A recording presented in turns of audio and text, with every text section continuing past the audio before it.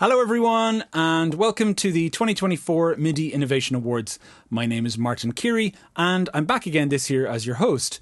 Now for those who don't know me, I run a music YouTube channel called Tantacruel, and when I'm not doing that, I'm running a few different music software products including MuseScore and Audacity.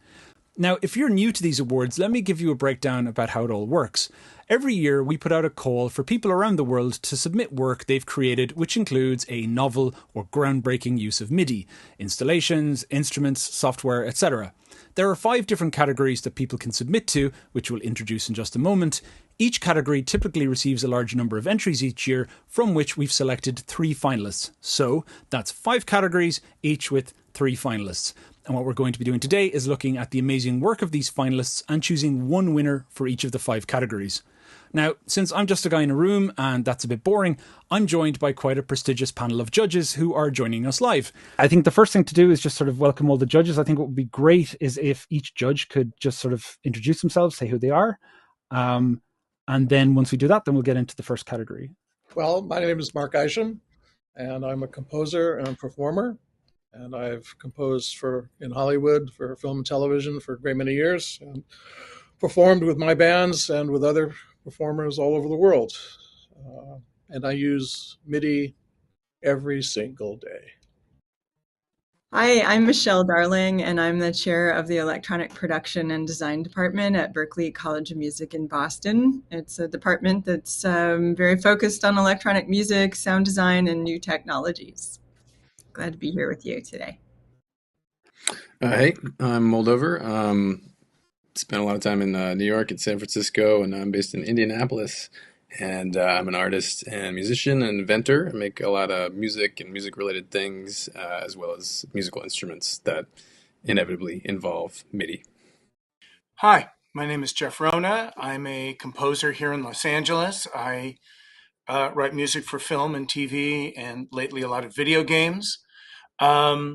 In a former life, I was deeply involved in music technology, and as a part of that period of my life, I was one of the founders of the MIDI Association. So I've been toying with this stuff since before it was born. So my name is Michael Strickland. Yeah, I'm over at Florida State University where I teach music technology, and I one of these odd individuals with degrees in physics and music, and absolutely love the interdisciplinary component of things. To me, that's where all the real innovation occurs, is when you start trying to cross platforms, cross areas of expertise, and that's where we love to live. The last judge we want to introduce is Bjan Lunyan, and he's not able to be here with us, so we have a little video to explain who he is.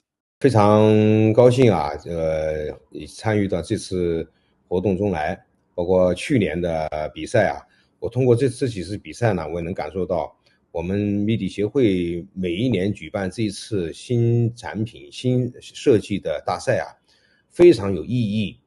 因为现在当下全世界所有的软件的这个开发，尤其是在音乐领域当中的这种使用啊、应用啊，非常之广，所以呢，我们呢就是在这方面的需求量也非常大，尤其是在个性化、有特色的、有特质的一些音乐的这样子的一种创新制作方面的话，这方面是就是世界啊是多彩，更加多彩了。所以让我们在做音乐的这个时候啊，这个想象力的这个就需求啊越来越大。那么的话，就让很多制造商、设计师以及软件设计师啊，能够在这方面的乐器制造方面、乐器创造上面，以及软件的一些创造上面啊，能给我们提供了很多这样子的一种联想。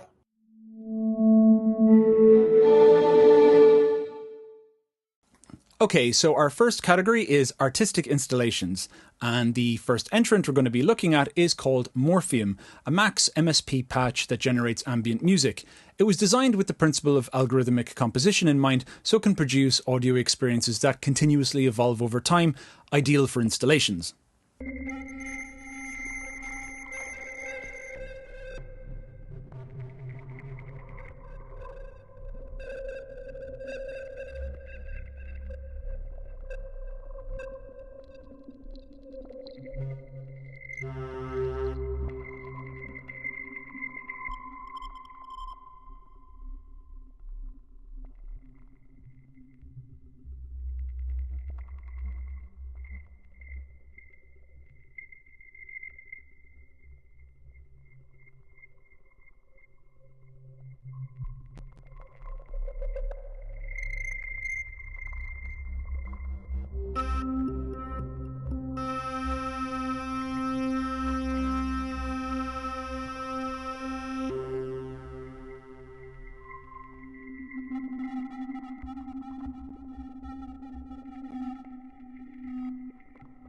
has anyone else got anything to say about Morphium or any thoughts about it? I really appreciated how Morphium really embodied a very experimental approach to generating ambient music, and the way it uses MIDI internally. It's simple, it's elegant, but ultimately I liked how it came up with.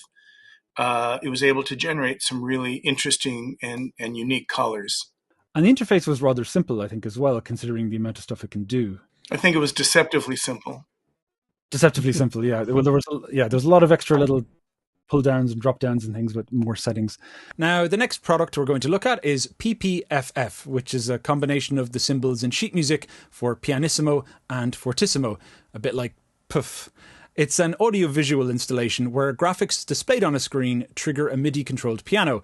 Think about it a bit like, what if Conlon Nancarrow and Vasily Kandinsky had a baby?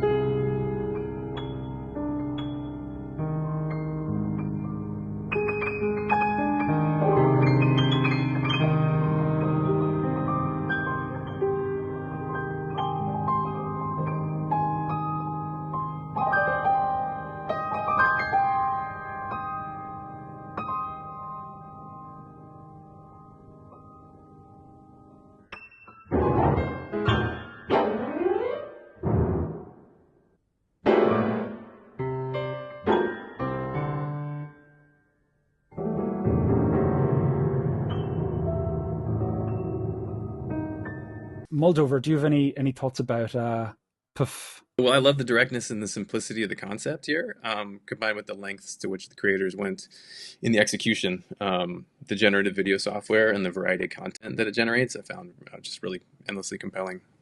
I was wondering about, because there's some of the visuals show, for example, a big, massive, let's say, rectangle falling downwards. And I was imagining that, that would produce a really, sort of horrific cluster sound. But then what we got out of that was something quite jazzy. So I'm assuming that for each it's picking modes at certain points, kind of going like only play something, let's say in the Dorian mode or something like that. It was interesting during the demonstration for it. They were actually talking about where they wanted to go with this. And part of it was like adding gradients and the idea of how that might be controlled in terms of using MPE controllers. I think one of the fascinating things about the installations is what variant are they? Are they the version 1, or is it, what are we going to see after that? And it's quite inspiring. Yeah, I thought so too. And it just looks great as well. It's a very visually captivating installation. So the last product in this category is called Particle Shrine, an audio, visual and physical installation. Particle Shrine reacts to live data that detects cosmic rays as they enter the Earth, and since we don't feel or see cosmic rays as they pass through us, Particle Shrine gives us a sense of their presence in real time. The overall emotional effect is one of grandeur and wonder.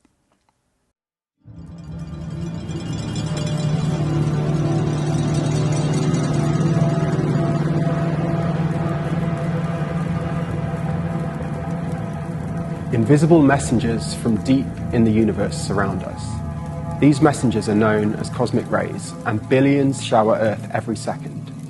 These subatomic particles are passing through you at this very moment, blazing close to the speed of light, blasted from supernovas and other astrophysical phenomena. Particle Shrine makes these invisible forces visible. Utilizing new creative technology, we found ways to convert the never-ending stream of cosmic ray energy into generative 360 compositions, vibrating surfaces, projections, and lighting design. These outputs are controlled by 5 cosmic ray detectors inside the installation, as well as by live readings from a neutrino observatory in Japan called Super Kamio Kande. We wanted to create an environment that's unique each time you step inside, a place where you could ponder these curious forces and hopefully experience a sense of connection to the cosmos in the process.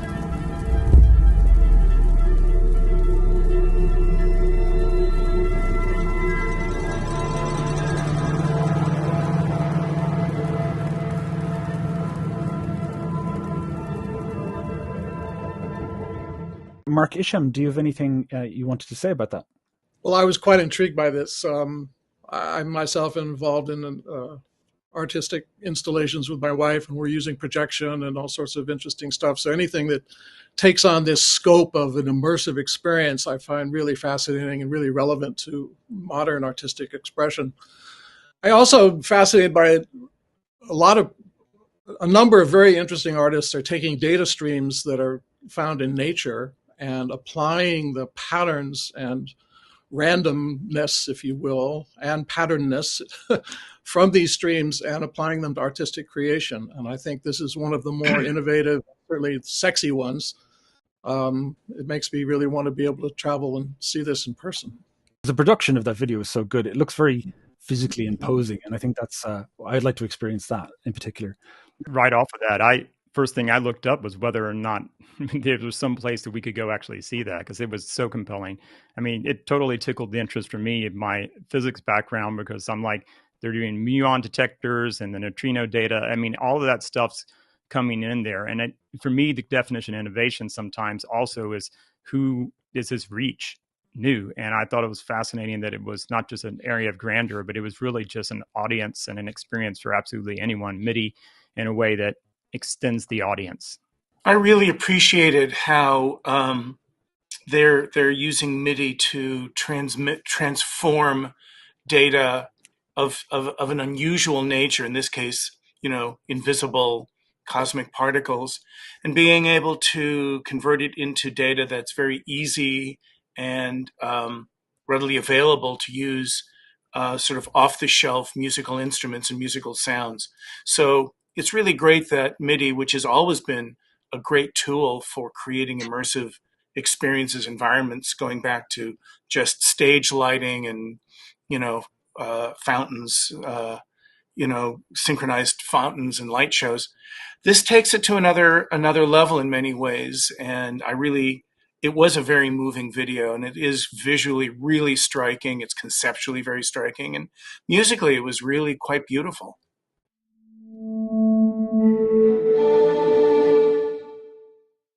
The category is artistic installation, and the entrants or the finalists were Morpheum, PPFF or PUF, and Particle Shrine. And I'm delighted to announce that I have here in front of me the winners, who are Particle Shrine.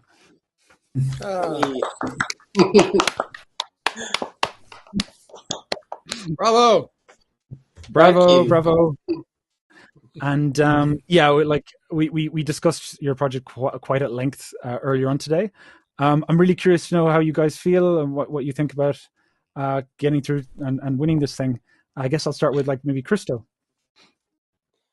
Just really delighted because there's been some incredible entries, and just really over the moon that we are that we've won.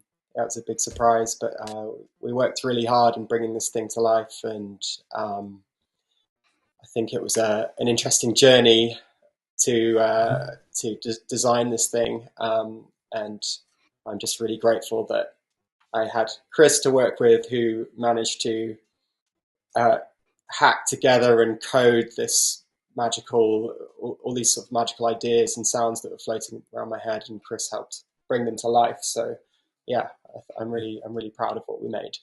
So hats off to you as well, Chris. It's an awesome looking installation. I mean, we were saying ourselves, we were trying to figure out where we can go and see it, to experience it. And the production of the video put together, or you guys put together, is fantastic too. Maybe Chris, I'm also kind of curious to get your thoughts. Yeah, it's fantastic. Again, just to echo Christo, but it was great for it to all come together in the end. There was a lot of different elements that all needed to talk to each other. So it was great to get that all working. So I'm an engineer, so I just love it when it all works. Yeah, well deserved.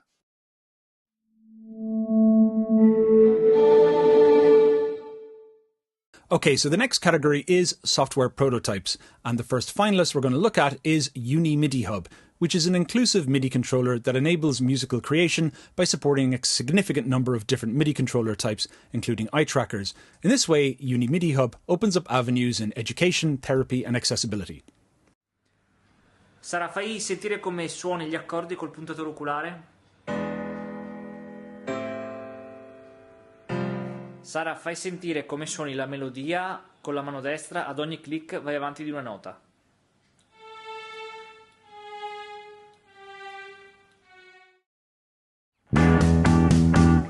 Sunny, yesterday my life was filled with rain. Sunny, smiled at me and really eased the pain. Now the doctors are done and the brighters are here. My sunny one shines so sincere. Sunny one so true. I love you.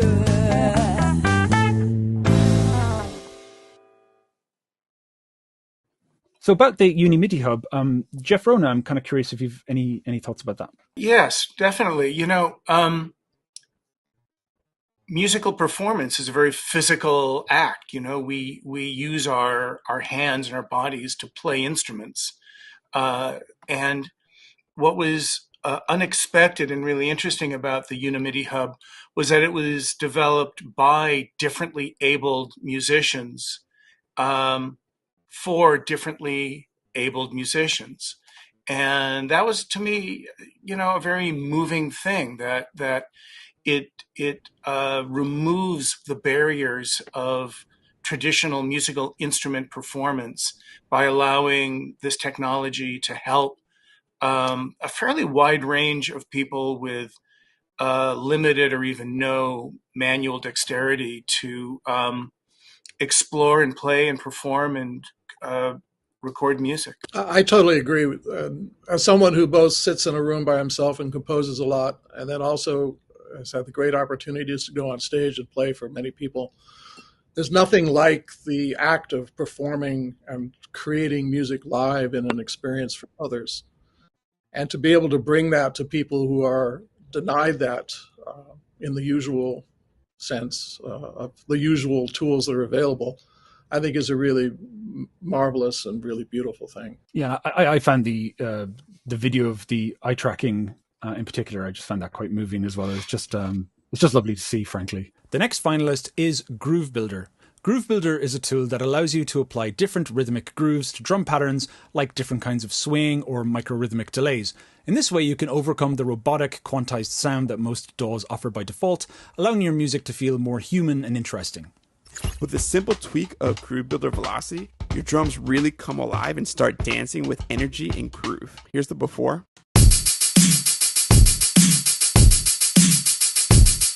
And here's the after.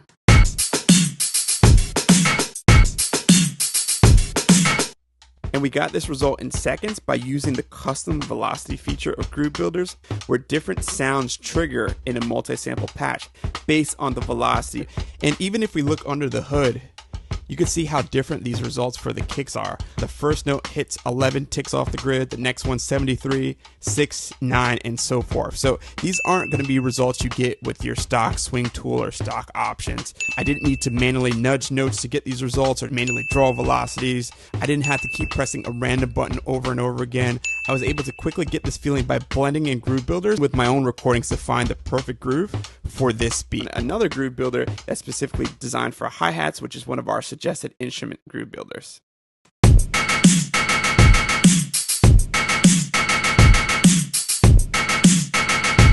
But you can also apply this technique to vocal chops to get funky vibes. You could also apply it to kicks and toms to come up with amazing drum fills, and the list goes on.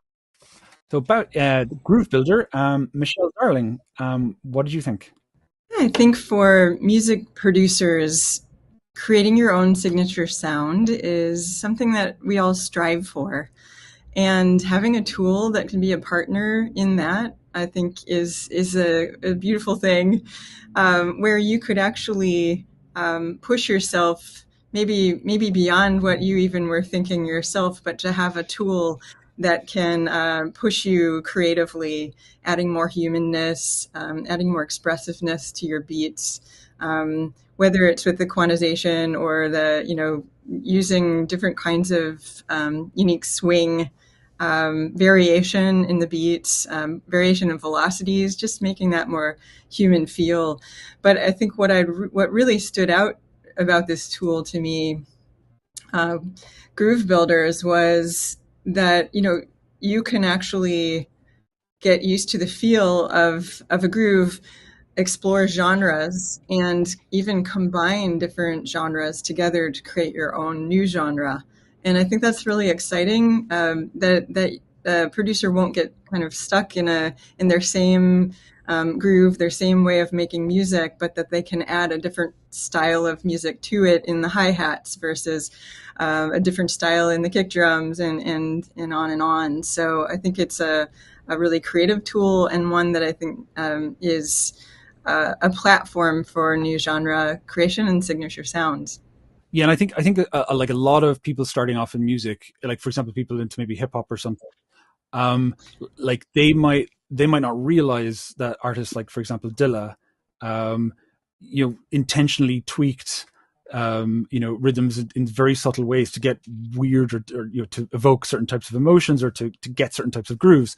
And I think like a lot of people just sort of assume that, oh well, he went into Fruity Loops and he just like laid everything out and that's how it works. And there's actually a really interesting explosion of YouTube videos that sort of break down these kinds of things. One of my friends, a composer called David Bruce, has a YouTube video about Dilla in particular and all the microrhythms that go into his music, and I was really fascinated by that. And and I think it would be lovely to see that sort of get a bit more into the mainstream, get a bit more into composers' practices. I think that's just one of those things that a lot of people just don't realize, that sort of quantized, that quantized sound, it's in rock music as well. It's just really robotic and sucks the life out of things half the time. You just that even just that little bit of human error is just so valuable.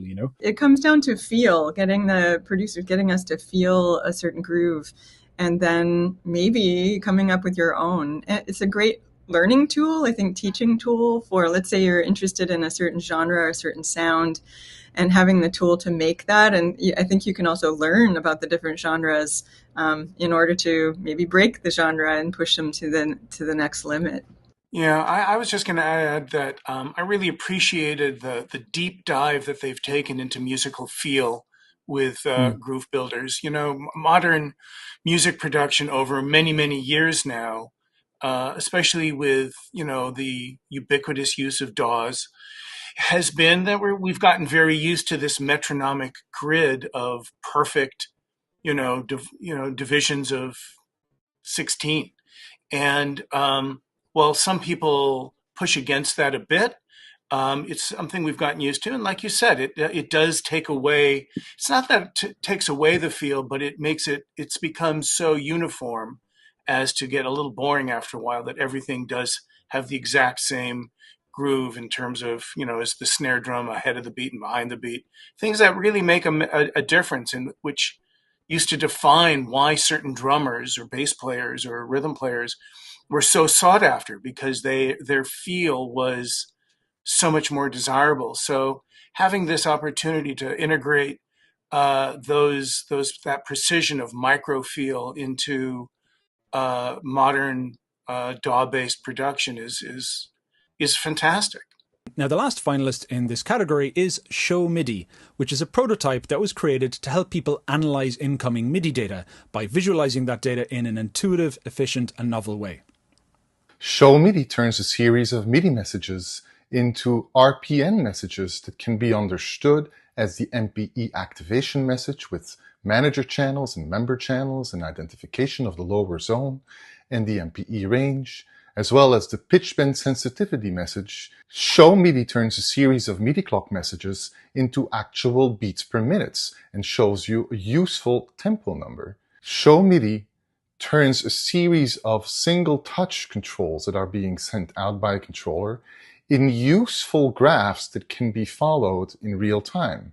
Individual touches and notes are clearly separated out so that at any given moment you understand exactly what is going on. If you wonder why things happened or are progressing over time, you can always change the visualization and see useful graphs that indicate which changes are happening on each MIDI channel.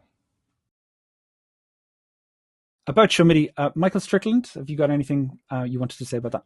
Absolutely. I find this one really, really interesting because one of the marks for me of innovation is an old problem and a new solution. And the thing that really stood out to me is that he developed this in 2 days out of frustration. I mean, there's innovation that has to take years to see its realization. And then there's innovation that's just a really good idea. And this one definitely marks that. And it also ties really nicely into our little conversation here about groove and music notation and stuff, because one of the things that I've compared for years in my classes is standard notation with MIDI as two different forms of trying to understand music as a framework performance-wise. And in fact, I usually offer the definition of music or notation in general as simply being performance data. And that's exactly what is happening here. If you're actually to look at MIDI as performance data in a list like we've seen for years, it's just completely unreadable. And Martin, in fact, I think it was one of your videos, you actually looking at some of your these different notation forms where if you were only looking at just that one block and it's streaming past you really fast, that's impossible to both see ahead and see behind, to analyze, to perform. It's really an incredible topic to dive in because it relates to groove and it relates to how we understand music, period. And so in this particular case, you have a problem that he just immediately decides, I need a visualization, a way to just categorize the performance into something bigger. And this is becoming a much more complicated problem because of MPE. When you start to put more than just standard MIDI data in there, the amount of actual information is unusable. And so I think this is a great first step. In fact, I'm quite curious to see how far he takes this in terms of being able to see if we can interact with our music in an entirely new way based on that information. In the same way we're trying to look for alternative notation methods, go MuseScore, then this is the sort of things that we want to see here. Yeah, it's funny. Like the second I saw his solution, I was like, oh God, I wish I'd had that. Because we were putting together one of the big previous versions, and we were trying to get a whole new sample library system working. I was looking at constantly debugging to see if I could figure out the problems that were happening with MIDI, and I was thinking. And the second I saw it, I was like, first of all, my interaction designer brain went, exactly. That's exactly how it should be done. Of course, you see the little indicator showing exactly what state it's in and all this. Just goes to show what Rage can do for innovation. Rageovation.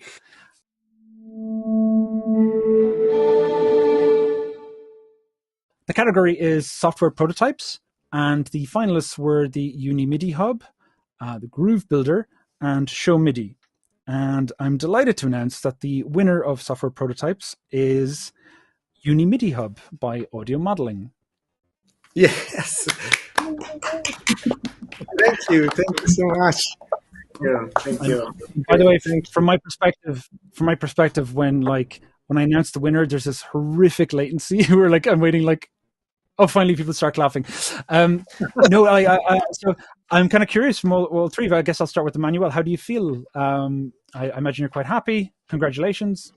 Yes, thank you. We are happy because it's a project that it's a challenging project, and it's a project that we love a lot because it speaks about inclusivity. We want to bring music to people with disabilities or people that have different skills, let's say. So yeah, this brings us joy for sure. Thank you so much. I wonder, Vanessa, how do you feel? Oh, I'm super happy that a project about music accessibility and inclusion won. This is my PhD research topic, and there couldn't be better news for me. If I can, I also want to thank some people. I want to thank all the people in audio modeling. I want to thank all the people in Laboratory of Music Informatics at the University of Milan, that is my laboratory, and all the participants of of Music Accessibility Special Interest Group of the Media Association and of course all the Media Association. Thank you very much. Fantastic and well deserved. And Simone, I'm kind of curious to hear your thoughts as well. Thank you. Now, I'm very happy about this result. I would like to thank also Manuele Maestri, that is the guy that started building, let's say, the method and some ideas that we started to develop around his experience directly with people with disabilities. So we are happy that we are moving forward from his idea, and we are hoping that this will give us also some it will be a great showcase to get on board more partners, more companies, investors, because this is a very challenging project and requires the help of as many people that we can bring on board. So it's extremely important for us, this result. Yeah, it's a fantastic effort, and I think we all really, really appreciated it. So yeah, congratulations. And also, looking at your background, that version of Arcade Outrun is bringing back crazy nostalgia for me as well. Does it still work? Yeah, Thank it's you. working. Yeah.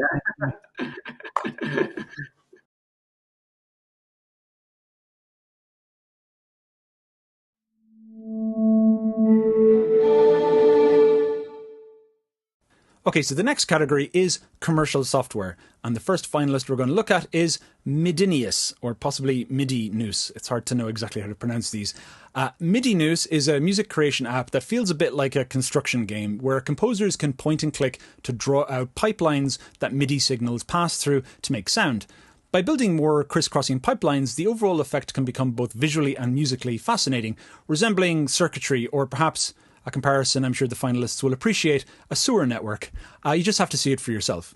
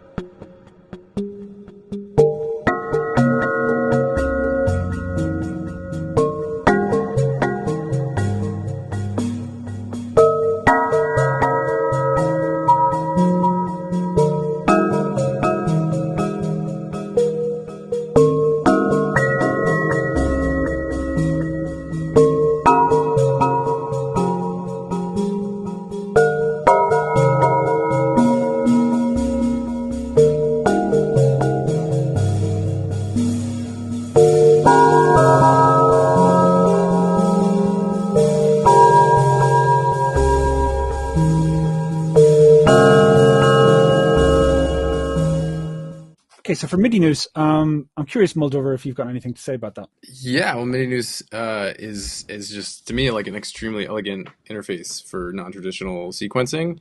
Non-traditional sequencing has been done before, but I think there's an elegance to the way MIDI News makes everything extremely simple and visual, and deals with things like paths between the same nodes, interacting in different ways. So it's just this use of color and a simple and attractive UI that I think belies its simplicity, that belies its elegance and sophistication. So just seeing the super basic examples in those videos, my brain lit up with 100 different ideas for how that could be exciting to work with myself. And I can imagine lots and lots and lots of people being inspired by that. Like we've spent how many hours of my life have I spent in front of a traditional piano roll sequencer or 16 step sequencer. This is just something totally different, and I really appreciate that. I'm thinking a bit like in the sort of niche of Black MIDI, which is this thing on YouTube where people just show MIDI piano roll and then all kinds of ridiculous nonsense flying at it really quickly, and it's as much a visual experience as it is an auditory experience. I'm thinking with this thing as well, you just look at it and you think, how can I make a piece of visual art that also sounds really good? And they've given you all these lovely little tools to achieve that. Like the one that I enjoyed the most was the idea of portal. So, you've got this sound bopping back and forth between two positions, and then you got this portal idea where it goes, okay, now it's over here, now it's been transported. And I just love all that because it just opens up the creative visual side of it, I thought, in really interesting ways. Like I could imagine someone getting super obsessive about it. I could imagine myself getting super obsessive about it. I love the fact that it's a playful tool. You know, it's very much like a video game where you're, you know, where you're overhead and, you know, planning out your strategy for troops in battle. But instead you're creating patterns and probabilities. So I love the fact that you're a little bit out of control. You're a little reckless. But it really invites a kind of an experimental approach because it is kind of fun. You know, you plunk a little dot on the screen and then you go, gee, I'm not sure what's going to happen. It is sort of the MIDI version of tag, the video game. Yeah, you know, it feels like a work of art. It's at the same time you just want to make it do weird things at the same time. I mean, my first thought when I saw it was like, dang, I got to get that for my son and just let him go loose with it. It's the sort of thing that is super inspirational for students, I think, and so just really cool. The next finalist we're going to look at is called Sonification Tools, which was created to help those who are interested in the discipline of sonification, which is a process of converting data to sound. And specifically, it helps them with that conversion process. Sonification tools transform raw data into music and sound. Whether you're seeking inspiration or working with important themes, sonification tools help artists and producers embed meaning from real-world phenomena at a deeper level of their work. No more complex programming. Just copy and paste any string of data to convert it to a MIDI sequence. Then adjust how your data maps to pitch, velocity, and note length. You can gate your data, transpose it within live scale and key, and explore an array of timing and loop controls. You can also type any data in yourself or randomize it from scratch. Use as many instances of data MIDI as you need and express different elements of data sets through different instruments. Used in series, you can even transpose one set of data by another. Then animate your patterns with data mod, converting data to control change modulation, mappable to any parameter in live. Or use our Data Forge to convert data to MIDI notes right inside MIDI clips. The possibilities are endless. Turn the world into sound with sonification tools from Manifest Audio. Mark Isham, what did you think of that? Well, I thought this was fascinating. You know, it's very much, it's sort of the common man's ability to make a particle shine. You know, it's the tool that you can put into your own system at home where you can take streams of data and then shape those into an artistic expression. And it's, you know, it's showing up in art all over the world these days, this idea, which I just find fascinating. And, you know, as someone who's been around since the beginning of synthesis, you know, it was always the challenge of, you have a random generator where you just have, you know, just short of chaos, and then you have an 8-step sequencer where you have 8 notes, and and that's set, right? And how do you bring those two worlds together? And I think this program does a very good job of allowing you to be chaotic and then shape that chaos in more and more musical ways, which ultimately I think is what one of the great boons of electronic music. It gives us this freedom to move from chaos into an artistic expression. Yeah, and it's funny as well because there's different branches of sonification. There's like representative, maybe that's not the right term, but representative sonification, which is all about sort of accelerating our knowledge about a thing, because sometimes, you know, we can pick out patterns, you know, with our ears, sometimes in cases where our eyes can't do as good a job. I remember, I think I recall, it was a long time ago, I recall like a NASA sonification experiment where they hired a composer to, I think it was sonify the, I think it was the, I can't remember. It's something like the heat coming from the sun or something like that. And then when he started composing this music, one scientist got really interested in it and discovered or picked out something in that helped him, I think, predict, I think it was like massive solar flares or something like that, I think it was. Anyway, the point is, sometimes it's there to represent something, to gain more knowledge about it. It's very scientific. And other times it's artistic, where you're taking something and you're basically transmogrifying it, you know, where the point is not to represent anything literally, it's to convert it into an artistic expression. And I think this tool probably makes that a lot more I guess you can chop and change things a lot quicker. I guess it would make it faster. It would make you not have to go and make initial decisions. It would take away the time burden of having to do that, I imagine, and end up with a more artistic result. I'll jump in and just mention that I spent a whole bunch of time like researching and experimenting with previous sonification tools for a specific project, and wound up doing crazy things, like hand entering data into spreadsheets and trying to trace, into automation curves, like images of other things and just things that felt completely ridiculous. So seeing a tool that like does exactly what I was kind of manually doing, just checks the problem solved box for, if I ever need to go down that rabbit hole again. I won't have to go. I think there's a barrier to collaboration, and like at a big university like us, this is the sort of thing where I was immediately like, well, which department wants to come alongside us and do the next exhibit? Because this is the kind of tool that makes those things possible. Because the data itself is the thing that you're trying to manage, and this essentially, sonification project is good, but it's also the sort of thing where it adds value because it's not just a composition for composition's sake. It's so often an extension of something much broader and bigger. And, so my brain immediately started working which departments we might need to call up to start using this. But so this next finalist takes the long-standing tradition of naming your product using MIDI-based puns and takes it to a dimension where I just don't know how to pronounce it. Sec MPE RUR, or possibly Sec Emperor, is an MPE sequencer offering 6 sequencing modes, real-time quantization, and the ability to convert non-MPE hardware and software into expressive MPE systems. It enables nuanced performance and controls modular systems and DMX lighting. It's basically a really multi-capable tool. Sequemperor is an MPE polyphonic sequencer with various sequencing modes. One of the most interesting is the gestural one. As we all know, with the mouse we can only control one parameter at a time. However, in Sequemperor we can record our movement and immediately play it back. By doing so, we can create evolving polyphonic gestures. Besides the gestural feature, there's also an innovative MPE integration. In fact, Sequemperor can transform any regular MIDI keyboard into an MPE-like one. In the new update, we are also adding an option which will transform a standard VST instrument into an MPE one with just a few clicks.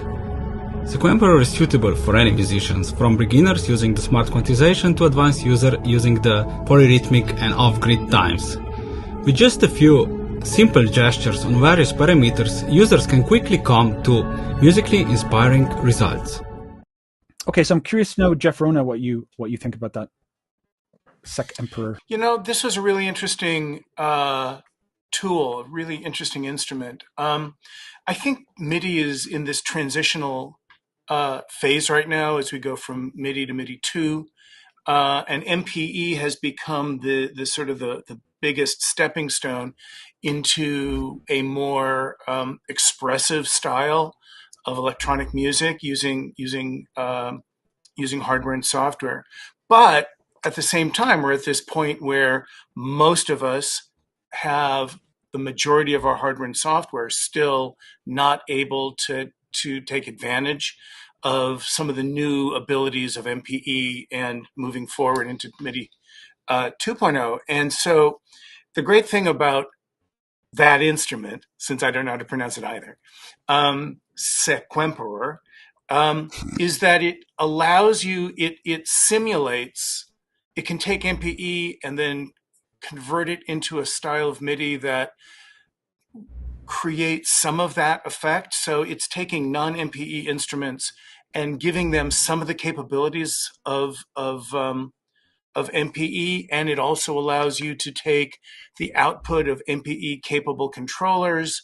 So what's interesting about it is it's kind of this Swiss Army knife of creative expression that allows the non-MPE world and the MPE world to cross-pollinate into this surprisingly interesting and very expressive result. And I admired the amount of cleverness that went into that. I just wanted to jump on what Jeff said, which is that it's a very timely instrument here, or device, to help bridge the old with the new technologies. I think it's important for us to look at that. We're excited about MPE, but we can't always use it with our existing gear. So it's important for us to look at this. I'm really glad to see Sequemper attacking, or let's say approaching this issue.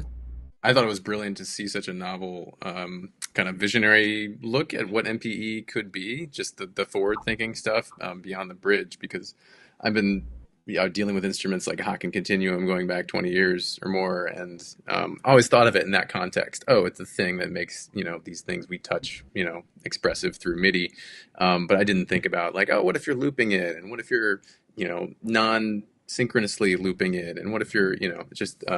so many layers to the software. I think it's just really inspiring to see how somebody is like hacked and augmented MPE that already felt like the thing that augmented and pushed MIDI into a more expressive future. So I just love it.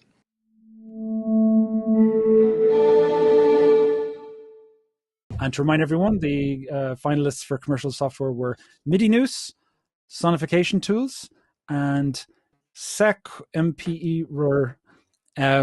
So I'm happy to announce that the winner of the commercial software is MIDI Noose.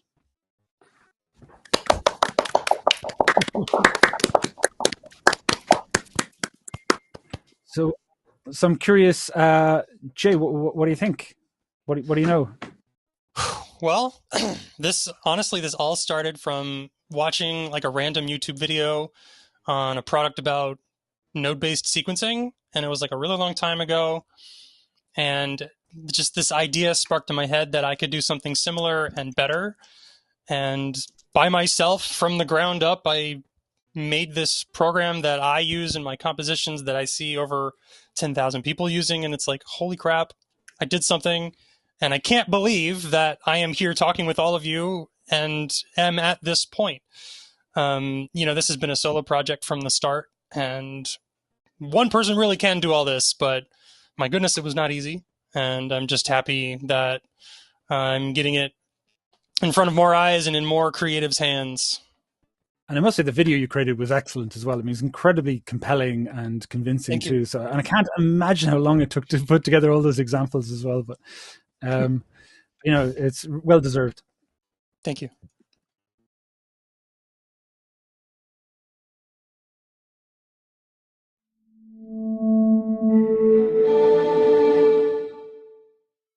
Okay, so the next category is hardware prototypes, and the first finalist we're going to look at is called the Party Maker Accordion Synthesizer, which is what it says on the tin. It's an accordion that's a synthesizer, being fully MIDI capable and including features you'll recognise from digital keyboards.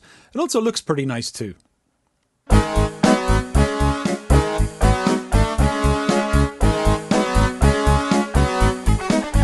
Party Maker is an electronic add-on for any accordion-like instrument, adding synthesizer capabilities while keeping the original feel of the instrument. You can play acoustically, you can play electronically, or you can play as a full band without accompaniment.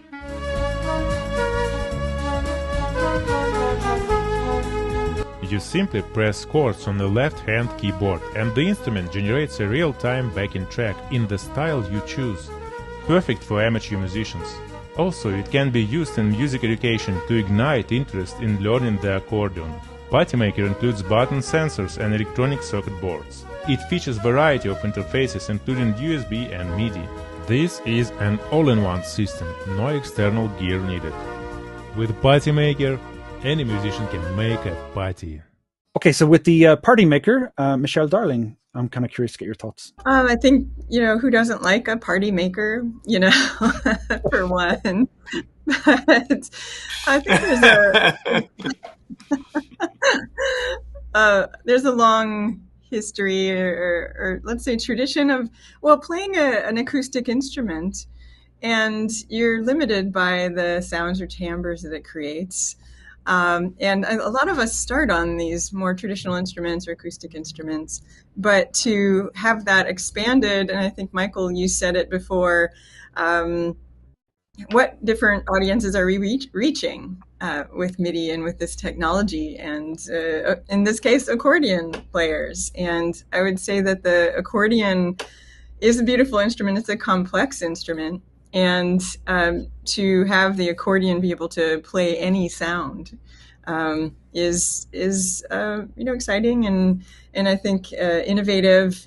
I think that the technology inside of it is having pressure sensors in there with the buttons that are being pressed on the accordion and to respond to the player is exciting. There is also a built-in mixer, so it's also from what I understand is that you can actually walk around with the accordion and and have all of your sounds with you. So I think that's a freedom of expression. It's triggering any synthesized sound you want, and it also has a built-in mixer. You could add effects along the way, and you can trigger backing tracks. So you basically have the whole party there. The backing track won me over. Yeah. Yeah, I mean the creative possibilities. I think it expands, a huge amount of sound sources for the player, and I think it could be a lot of fun. When I first saw it, I thought, wow, that thing looks gorgeous. Because I couldn't quite get a close-up view of it. It looked really nice. I figured, I wasn't certain if I could see all this weird circuitry or something going across it or whatever, but it looked to me a bit like it's I don't know if this is the right term, chassis of an accordion that like someone had just gone into and wired the whole thing up or something, because it looked like an authentic accordion. I mean, I think it might actually be one that's just had all this. Exactly what he did. Yeah, it's a modification to an existing standard accordion. We all have an affection for, especially acoustic instruments. We kind of fall in love with our instruments a lot of times. And yet there's also this entire world that just loves to mod their instruments. I mean, how many people have taken how many guitars apart and done whatever? This is like, the accordion is such a personal kind of thing, and it was really evident. I think my favorite part of all the demos that were done is we were all like dancing around when he basically was playing this thing, and it was hilarious because it quite lived up to its name. But it was also the fact that to take something, this is my acoustic instrument I love, and I'm going to turn it into something even bigger was part of it. I mean. And that actually, we can talk about all the internals, but it was like combining those two worlds into one. And that will make new audiences for sure. But because I can guarantee there's a few accordion players out there going, how much? Also, you're right. There was a lot of joy in making this instrument. You could tell from the from the creator. The next finalist is also a MIDI-capable accordion called the Digital Flex Accordion, which takes a very different design approach to the exact same basic concept.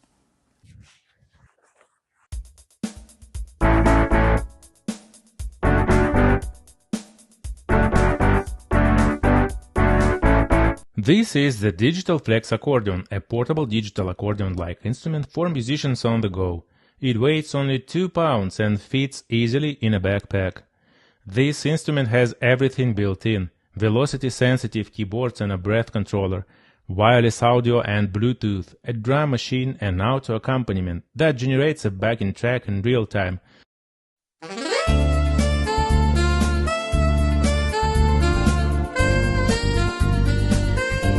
So you can play anything like an entire band in different styles anywhere, all without the need for external gear. A USB interface with MIDI class is also available. The instrument is very easy to play, even for children, so it can be a great starter for young musicians.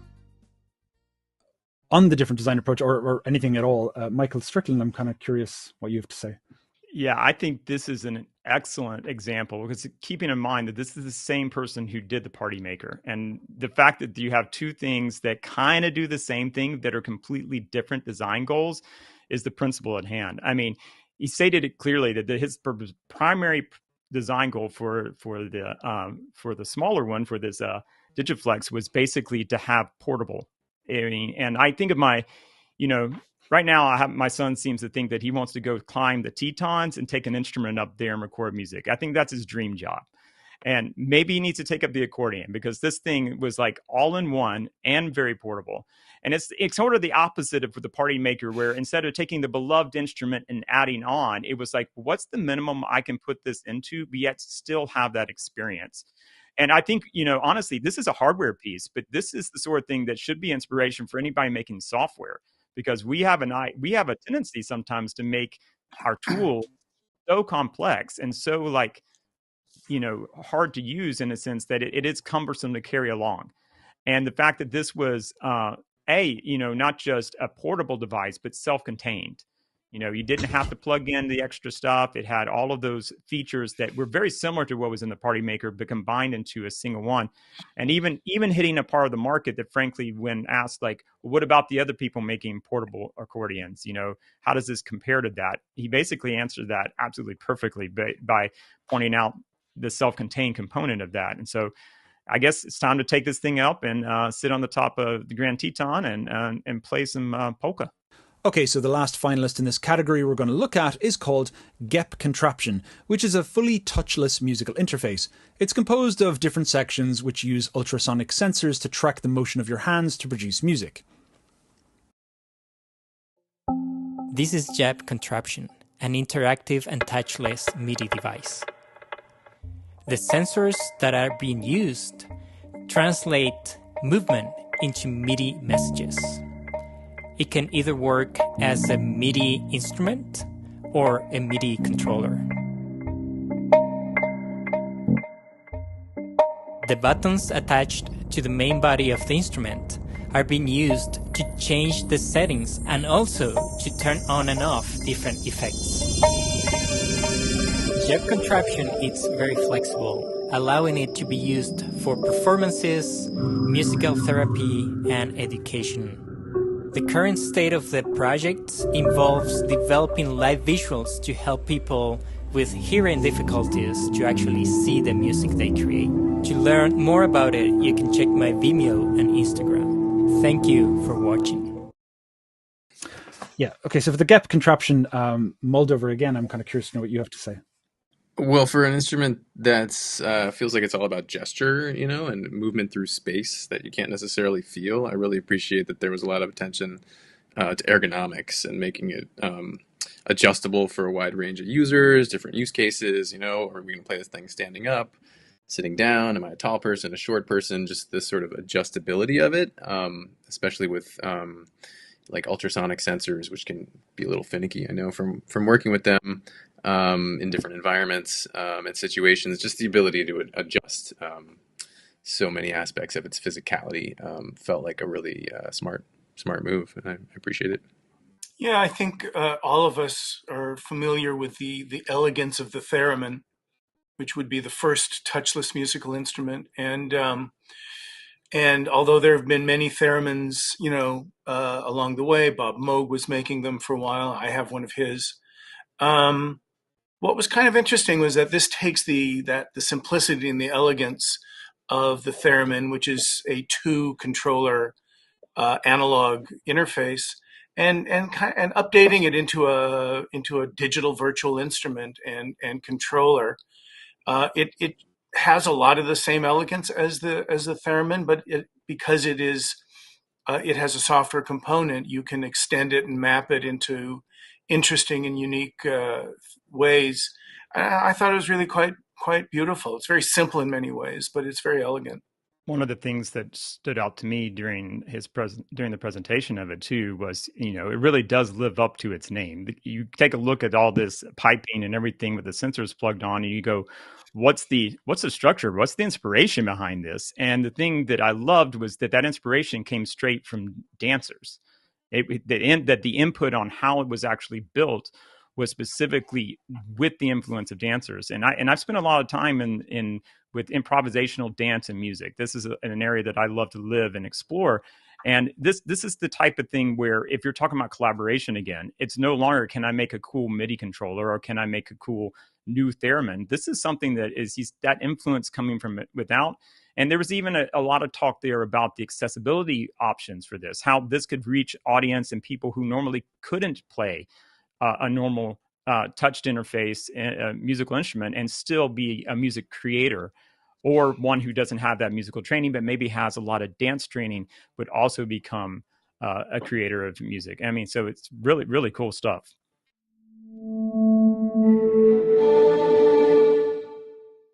So the next category we're going to decide a winner for is hardware prototypes. And just to remind you all of the finalists, we have the Party Maker, which is an accordion synthesizer, the Digital Flex accordion, and also GEP Contraption. The winner of the hardware prototype category is GEP Contraption.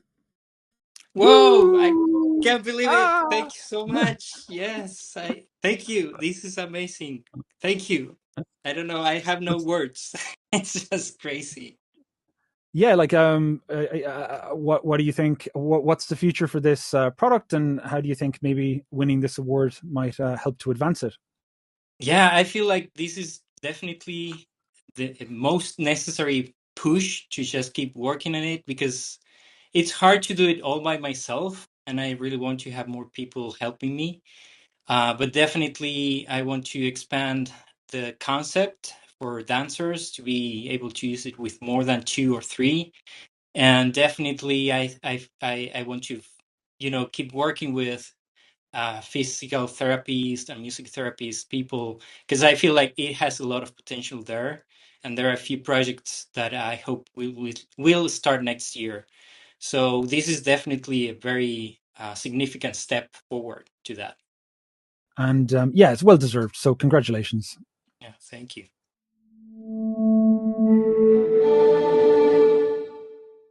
So we've now reached the final category, which is commercial hardware. And the first of our finalists is Alchemy, which is a series of electronic drum kits from Zildjian, which have been carefully crafted to feel like real drum kits, allowing players, especially those still learning their craft, to practice on kits that feel authentic without being so loud that they drive the neighbours insane.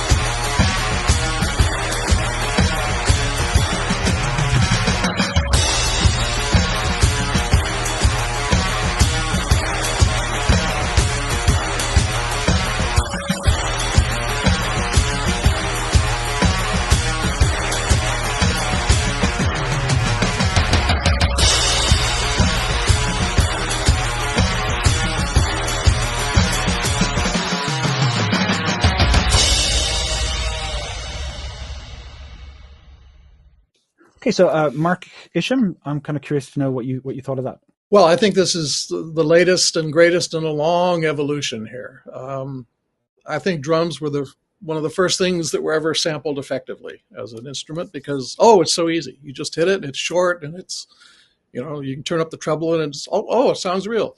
And then, of course, if you have a drummer or percussion section, you realize there's so much interactivity within the sounds and so much performance in a real percussionist's, real drummer's performance, that there's this level of subtlety here that all of a sudden took what was the simplest and the easiest thing to make into the electronic world, became probably one of the most difficult and challenging. And you have the drummer who needs to practice with headphones. You have the recording engineer who insists that the kick and snare be separate. And I went through the generations of where producers would make the bloody drummer play the kick part separately, then play the snare part separately, and then play the tom fill separately. I mean, this is a musical nightmare. So any instrument that allows a world-class percussionist drummer to come and play and solve those problems and yet keep the authentic, beautiful sound of a well-mic'd drum kit and their interactivity of all those sounds and the precision of a ride cymbal and the various random things that happen sonically when you have that going. This is a boon for engineers, producers, and especially drummers. I think it's a great futuristic step for this world. You really see it being used in production studios? I'm curious because my initial instinct was to say this is great for people practicing. It's never going to sound like the real thing, but I haven't used it, so I don't know how amazing it really is. I'm kind of curious. I think the ideal here is to move it into that area so that it can be as good as. And if it is, then I think the boon for recording, obviously certain productions want a live drum. They do, and they're all the better for it. Other types of productions don't. They want complete separation. And if that's the case, this may be a tool that gives you the best of both worlds. Yeah, and in addition to that is the fact that a vast amount of modern pop and rock music production is drum replacement, that a drummer comes in and plays, a live drummer comes in and plays a live part, but that the actual sounds of the drum will be decided later. And that can be done. There are ways to do that purely in audio, but there's also a more elegant way to do it, which is what Zildjian is doing. And they're not the first to do it, but they're certainly doing it at the highest possible level of expression, of knowing where on the drum it's being tapped, and they know their business, and they have access to some of the best drummers in the world. So it as a tool for drummers to be sort of made electronic without the loss of any feel or groove. This is the right way to do it. Yeah, if it feels real to a real drummer, then you're going to get better drum data. Yeah, absolutely. I think it's important to note here, this is not just another drum kit. This is Zildjian specifically. Everything else has been made. I mean, even though we're saying drums, the real emphasis here was the cymbals. This is really, that's the innovation. The innovation was the new cymbals. Honestly, I think this is an absolute game changer. I mean, the simple aspect of like you hit the cymbal and then you hit it again, that's very different. This is going to challenge a lot of people doing drum sample libraries to rethink and maybe some new innovations to really see what does it mean to open up the idea of performance options on a cymbal, because what they were demonstrating was the ability to detect not a zone on the reg and a zone on the bell and all the sort of stuff that we've seen thus far. It was the ability to know entirely where on a cymbal, on a metal cymbal that feels like a real cymbal. Drummers, there are drummers, and there are some really, really good ones. But I'm saying a lot of drummers won't touch an kit. This is going to change that, because you finally solved, in some ways, the one thing that's kind of been niggling everybody the whole time, which is this does not feel right. And it feels right because there's some physics behind it that we're having to overcome in terms of detection. So I'm actually really eager to see where they go with this, because the platform he was building it on was also set up for a lot of potential innovation going forward. Yeah, this is a market that Roland has been really well known for. And the Zildjian partnered with the son of Roland's founder, Ikuo Takahashi, who's very familiar with drum sensors, and bringing it into the Zildjian world. They found a really brilliant partner. So the next finalist is Chorda, an expressive MIDI controller that lets you create music by strumming chords, tapping melodies, and creating rhythms with intuitive, touch-sensitive pads.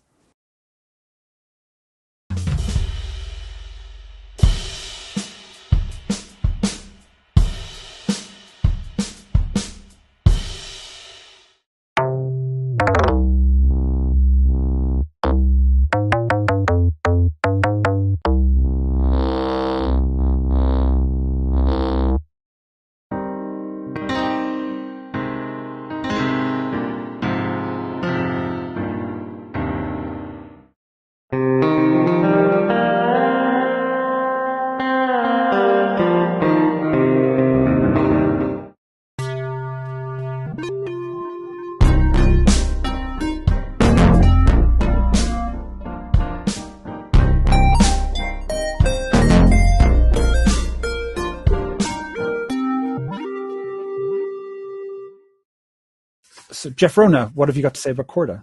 I became familiar with the makers of Chorda, the Artifon people, when they came out with Orba, their first product years ago, and I got a chance to play with it at a NAMM show. And that was a little device, a little bit bigger than a tennis ball, with sensors, and you could have a lot of fun with it. It wasn't really geared towards professional music making. It was geared towards having fun with an instrument that could do drums and melodies and bass lines. But it didn't have a real harmonic capacity. So, a few years later, they come out with this thing, Chorda, where they've taken some of the concepts from Orba and made it much more harmonic by including, in essence, a kind of a fretboard, a guitar fretboard, where each fret can be strummed with your finger. And it seems very easy and simple to use, but you switch between these different modes where they become strumming pads, where you can put different chords on each fret, or they become drum pads, or becomes a melody pad, or becomes a bass line, and all with a looping sequencer inside, and has its own sounds, has a microphone, a speaker in it. It's battery operated, so it's it's one of those things that you could take to the top of the Grand Tetons. Where was it that your son wanted to go and make music? Yeah, well, it certainly weighs less than an accordion, and it's another example of an instrument designed to just make music making simple and fun, and you can come up with interesting things with it. It's a charming, interesting, and I thought, well implemented. It's not a toy, but it's something that you play with, So I really enjoy that, the sort of the zeitgeist of an instrument that invites a bit of fun and just music making for the joy of music making. I just appreciate its instrumentness, if I could say that, which is just that kind of as Jeff is pointing towards. It's like it's a complete instrument. It's got a speaker and amplifier, but not just that, but and then some, I should say. So it's a thing you could take to the top of the Grand Tetons, or you could connect it to a Bluetooth device, or I think you can export your projects from it to another platform. It's got all the interconnectedness that we kind of expect from our digitally connected world, but it's got the immediacy of an acoustic instrument, and I think that's what they're trying to do, is both be like the acoustic guitar of today, and the thing we wish our mobile devices were, is this connected and does all the things in one package. So I think it's a really valiant step in that direction. Moldover, what was that word again? Instrument what? Instrumentless. Instrumentness. Instrumentness. Yeah, it makes me think. Whoops! It makes me think of one of these. People have made these into legitimate instruments. At least I've seen people play them in ways that are really, really top. But there is an interesting divide between the musical toy, which some people can get virtuosic on, and the thing that takes you into like more complex. It inspires you to do more. It's not a one-trick kind of thing. This definitely falls in that nice middle gap there, the inspirational one. Okay, our last finalist in this category, and our final finalist altogether, is the Arcana Strum, a musical instrument designed to enable those with disabilities, particularly those with limited mobility, to fully engage in musical performance. Arcana Strum provides a simple joystick that allows the player to strum chords, similar to the guitar, as well as a few other controls, as you'll see.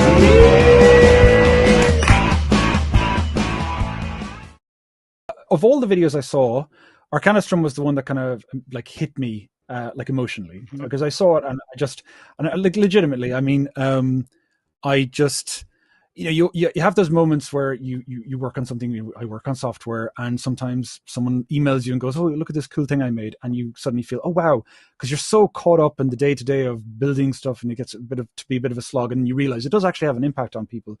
But when I saw this, I was thinking, such an incredible impact to build this little tool that allowed everyone to have this little concert, and you could just see the absolute joy on the kids' faces who's using it. You can't fake that. And I just thought it was really, really sweet. And immediately my thoughts were just thanks to the guys who made it for building that thing, because look at what you've done. Look at this nice, lovely little environment that you've probably one of many that you've set up. And I understand that it's being used in various special needs schools and I think therapy settings and stuff like that as well. But anyway, Michelle, darling, I'm kind of curious to know what you thought of it.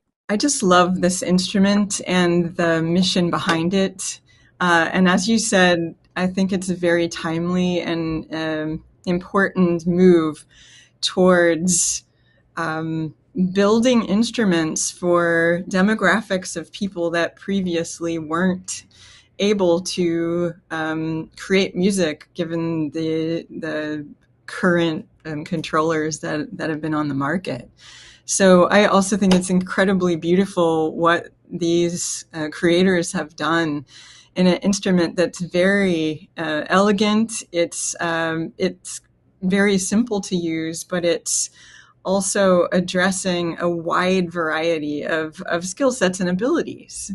So there's so many different people with different movement abilities, as well as neurodiversity, and the fact that it has a lot of different sort of adjustable elements to it that can adapt towards an individual, such as the joystick, buttons that are enlarged so people can easily see them or press them, sensors that you can add, switches that can be added, and whether you want to play music with your head, with your elbow, with your feet, these are now possible.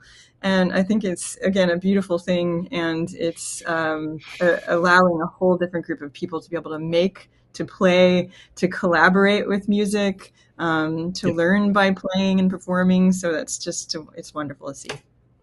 And I mean, like I've participated in times, with teaching very young kids music, but also situations where where I've been working on performance or kind of play and musical performance with kids with disabilities, and they can be very, very different because some of the instruments sometimes just like they're just not built with certain disabilities in mind.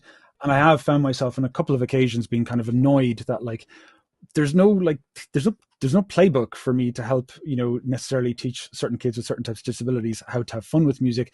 Singing is usually the best approach I can take, and I just think like I'd love this field to just expand further. I'd love to see way more people attacking this particular problem. How can people with disabilities of every single kind and stripe be targeted beneficially with in this way. This is actually a product that I've had time to actually use this last semester. One of my favorite things from the last year has been doing a lot of work with accessibility, and kind of a shout out to the MIDI Accessibility Special Interest Group. And anybody who has an interest in this should check out the work that we're doing there. Because the truth is I think we can make a really strong case that accessibility matters is not something we put at the end of product development, but absolutely should be at the beginning. Not just because it opens the broader audience, but mainly because it actually makes everything we do better. If you consider some of the accessibility issues early in our development of new things, then I think we honestly are going to be making better products in general. And so here's a product that basically starts with that idea and then goes from it. And for us, I've actually gotten 2 of these here as a part of our program in order to actually use for a student who is both blind and has some differences in her hands that basically make it. And this is somebody who's a music therapist, and we're talking about taking this into hospitals and taking this where instead of doing guitar, all the music therapists have to learn class guitar. So how do we, if you can't play guitar, what is the whole point of using a guitar in a therapy session? Well, it's portable. It's easy to use. It's interactive. Well, what does the Arcanistrum do? It does exactly that. And one of my favorite use cases, and for this was, well, what are we talking about when you have a guitar player or a musician in general who has a stroke and then loses all of that years of practice that they had, and then thinks, no, there's no way I can come back. There's no way I can play music again. And here's something that basically says, yeah, we'll help you do that. And it is super configurable. The joysticks are not just a joystick. There's like 5 options. It can go from 5 button to like 3 button. You can hook up external sensors. It does all the things that address the various needs. But probably the best thing of this is the fact that the developers of this, Chaim in particular, they're out there having conversations about how to continually iterate this, continually improve this. People thinking when it comes to accessibility, it's all about making bespoke or custom interfaces and everything. But that's just the start, because real musical innovation in so many ways, it's a musical instrument. It's the digital, it's the interface. The interface is what we're developing here. And this is game changing for me. Yeah. And even though this is hardware, and my kind of field is software, I did talk about this at the ADC last year when we spoke about accessibility. Your point to consider accessibility first is just as relevant to software and musical software, because if you don't start with it in mind, it's almost impossible to put it back in again. I mean, especially if you're working for a company where you have to say to them, oh, actually, we forgot to do accessibility. We forgot to have, tab navigation or hooking up to screen readers or something like that. We forgot to put all that support in. Can we go do it now? It's going to take about 6 months. You're never going to get the sign off to do that. And I just the reason I'm bringing it up is I think anyone watching who's involved in music software, just go check out the Microsoft guidelines on how to do accessible design for, a piece of complex software, and check it out, or email me and I'll show you how I did it. And, just make sure that you factor it in at the beginning, because if you don't do it at the beginning, then you'll more than likely never get around to it. And we'll end up in a situation again with loads of generations of applications that people just cannot use because they haven't been considered with accessibility in mind at all, And to your point, it does make it better. It makes you think a bit more about what you're doing. It slows you down a bit. The general concept that it broadens the use and the experience of making music, which is one of the most sublime experiences I think we have on this planet, our culture. And anything that broadens that to a wider usage base is a brilliant, lovely, beautiful idea.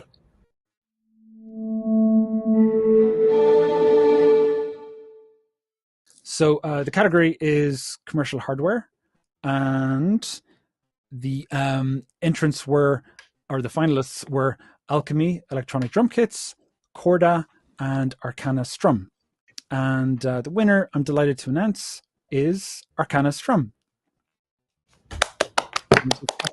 Oh! Bravo. Beautiful piece of work. Very really well cool. deserved. Can't wait to get my hands on one actually as well. Really well deserved. I'm curious what you think and how you feel. Thank you. First, it's a real honor to be recognized by the MIDI Association. I've known these 4 letters, I think, since the 80s. And when we started off building this prototype, after meeting a girl with cerebral palsy who just wanted to learn to play guitar and couldn't find an appropriate instrument, it was a no-brainer to go with MIDI. There's so much good software out there. Some of them are even here on the finalists, audio modeling and GarageBand and others. So it was obvious for us as we started an Arduino platform to choose MIDI. And I think the best testament for this is when people start playing the instrument, they say, "Whoa, it sounds so good," and that's the only part that we didn't develop.